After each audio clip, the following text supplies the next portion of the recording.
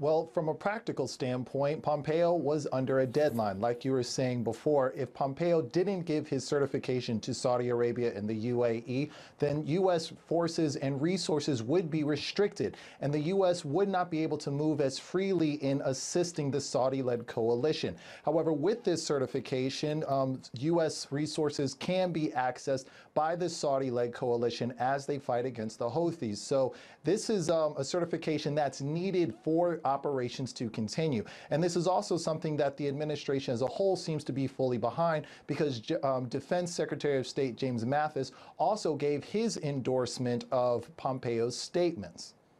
Lionel, this is a controversial statement, though, and they do realize that.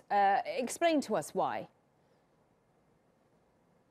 Well, human rights organizations have been very critical of the Saudi-led coalition in Yemen. In fact, just last month, a Saudi-led airstrike on a school bus killed 51 people, including 40 children.